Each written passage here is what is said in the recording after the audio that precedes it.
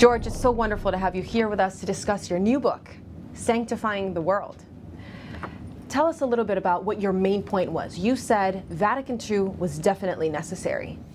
There are three main points in To Sanctify the World. First, an exploration of why the council was necessary and what Pope John XXIII intended the council to be. Secondly, a review of what the council actually taught and what I hope is a kind of user or reader-friendly language. And then third, an exploration of how two men of the council, who later became popes, John Paul II and Benedict XVI, gave us the keys to the proper interpretation of Vatican II. You talk about this legacy and the importance of John XXIII, the good pope.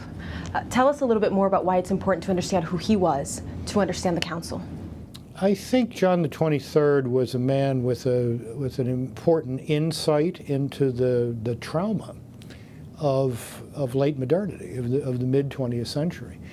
And he knew that the church needed to revitalize itself, to rekindle its Christ-centered faith in order to respond to that trauma, which after all, in the first 6 decades of the 20th century had produced 2 world wars, 3 totalitarian systems, oceans of blood, mountains of corpses, greatest persecution of the church in history. We had to be able to say something to that.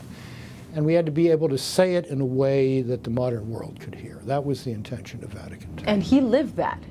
Yes, he did. He had a different path to the papacy than many of his predecessors. He was from a very different social class. He was the son of peasant farmers in northern Italy. He had a different diplomatic experience. He had worked in the Balkans, in non-Catholic areas. He had been the papal nuncio to France after the Second World War and saw how distressed that local church was. So he brought to the papacy a different set of understandings or a distinctive set of understandings of what was going on in the mid-20th century. And he also brought a historian's optic on this. He was not a doctor of theology. He was not a doctor of canon law. He was a historian. So he wasn't interested in changing the church, but preparing the church to engage with the outside world? This is the single biggest misunderstanding of Vatican II. Vatican II was not called to fundamentally change the church or reinvent Catholicism. It was to renovate the church's presentation of the enduring truths of Catholic faith so that the church could get about converting the world, not imitating the world. Let's talk about these renovations. The most obvious one is the one that affected all of the faithful, the change from Latin to the vernacular.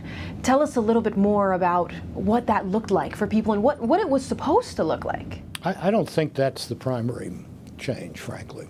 And I think we cannot understand the intention of the Constitution on the Liturgy until we understand the 2 prior, in the authoritative sense of prior, documents of the Council. Constitution on Divine Revelation said, God does speak into history. We do not live in a world of silence. And we are configured so that we can hear that. Human beings are more than congealed stardust. The dogmatic Constitution on the Church said the Church is the template for understanding the true unity of the human race, which is that we come from God and are destined for God. Now, where does the liturgy fit into that? What the Constitution on the Liturgy was meant to do is to teach a disenchanted modern world that was nonetheless worshiping something. It was worshiping money, or it was worshiping the dictatorship of the proletariat, or it was worshiping Adolf Hitler, or whatever. That the one worthy of worship is the one who can make our worship fulfill our desires for happiness and beatitude. And the Council proposed an organic development of the Church's way of worship so that the Mass would not be simply something that the priest does and people watch. That is not a proper understanding of liturgy. You haven't understood what Christian worship really is. Now, all sorts of implementation issues for that, which we're all familiar with. But in the living parts of the world church today, the silly season is over. The worship of the church is gradually becoming what the Second Vatican Council intended it to be. You say gradually. How much time do you think it will take?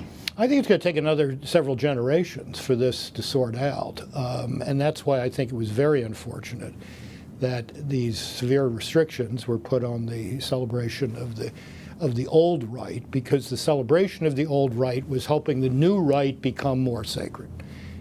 Was helping to sacralize and intensify the new rite. And it was a shame to try to cut off that process of mutual enrichment there. The misconceptions around ecumenicalism. A lot of people are fearful of what happens. We really pray for these things twice as a church. Christian unity, there's a whole week associated with it here in the United States, and also during the prayers of the faithful in the Easter Vigil. We talk about Christian unity. What did the Council intend for the definition of that? The unity that Christ promised the church would be recomposed, if you will, around the Catholic Church. What the Catholic Church, what the Council said, was that everyone who is properly baptized in the name of the Father and of the Son and of the Holy Spirit is a member of the one Church of Christ. And they are in different degrees of communion with the Catholic Church, which is the fullest expression in history of that one Church of Christ. I think perhaps the greatest interreligious success of the Council has been reconfiguring the Church's relationship to living Judaism, the Jewish where community. there are real conversations going on of a sort that have not happened for maybe 1900 years. We've talked about Nostra Aetate on this show. Tell us a little bit more about why that relationship with the Jewish community and restoring it is so important to the church. Well, because they're our parents. Christianity is the child of Judaism. Jesus was a faithful Jew. The first Christian evangelists were all Jews. There's some divinely mandated or willed entanglement here that, as St. Paul says, and the Council reaffirmed, we're never going to really understand till the end of history. But we can be in conversation with each other here and now, and we can bear a common witness to the moral truths that were first revealed to the world through the people of Israel. You talk about the people of Israel. That obviously becomes very political very fast. What does Vatican II teach us about how we can think about that?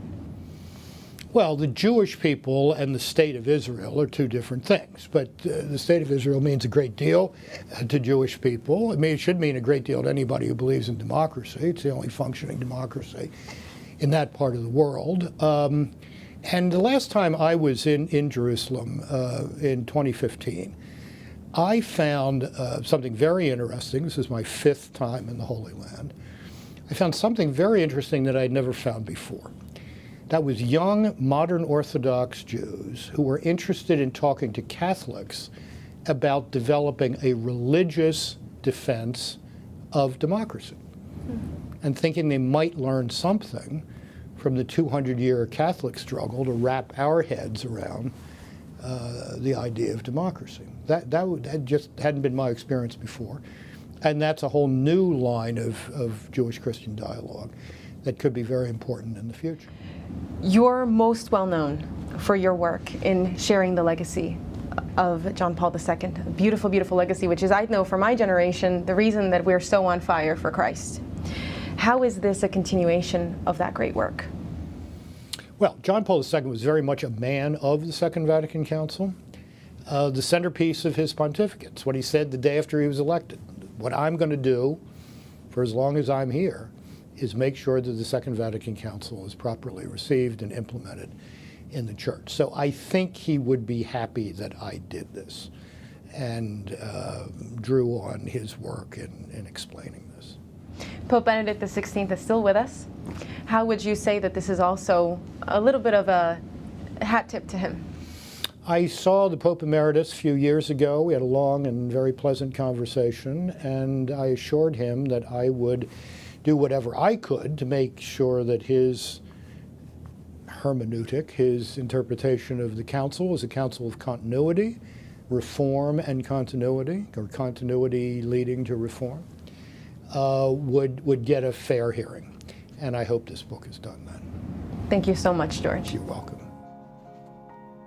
To hear more of my conversation with George Weigel, including more on his book and his thoughts on the German Synodal Way, find us on Facebook, Twitter, and Instagram.